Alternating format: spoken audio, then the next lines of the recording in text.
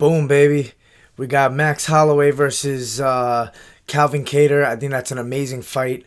Both guys are very high level strikers. I think this fight's going to be really exciting for people who like to see, fights that stay on the feet.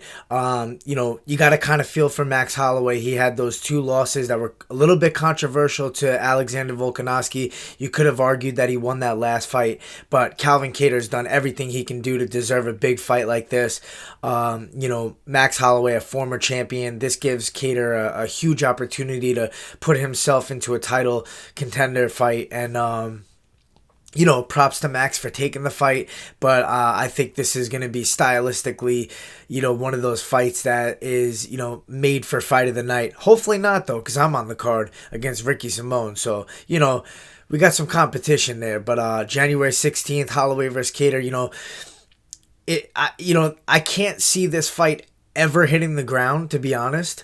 And as far as striking goes, Holloway, just a guy that is amazing at switching stances and utilizing his range and fast hands, great boxing. He's improved his kicks. We saw in that last fight against Alexander Volkanovski, really utilizing a lot of body kicks and head kicks.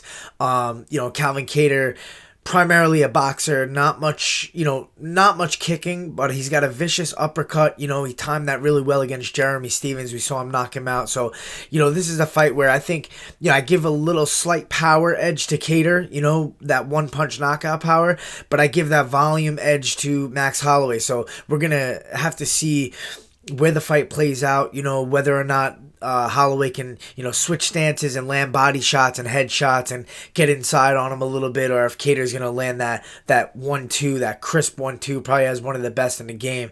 But, this kind of gives a good fresh matchup in the featherweight division, because you got to imagine Volkanovski is probably going to fight Brian Ortega next, who had an amazing dominant performance over Chan Sung Jung. So that's probably the next fight for the title, and then the winner of these guys will probably fight the winner of that fight. So I like this whole situation here. I think this spices things up at featherweight. We've seen a lot of fights, rematches and stuff like that go on, but now it's two fresh matchups to determine who's the two best guys.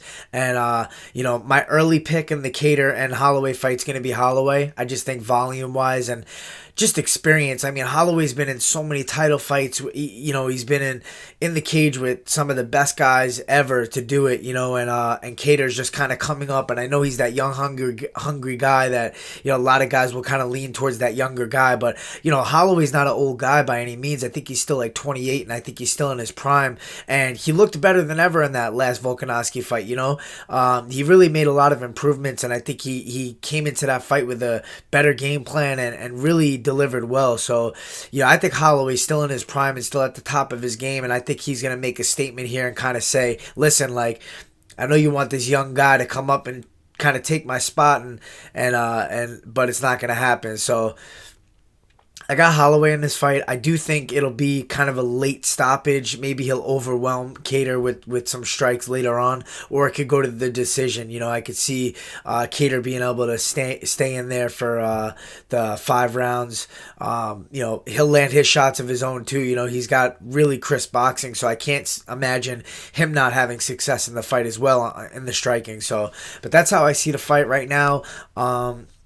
I'm excited for that one, man. I'm going to be on the card. Max Holloway is honestly one of my favorite fighters to watch. I just love stylistically, just the way he moves in there, his footwork, his changing of stances, his striking style, and just what a great guy, right? So a lot of respect for him, and it's going to be sick. Boom, baby.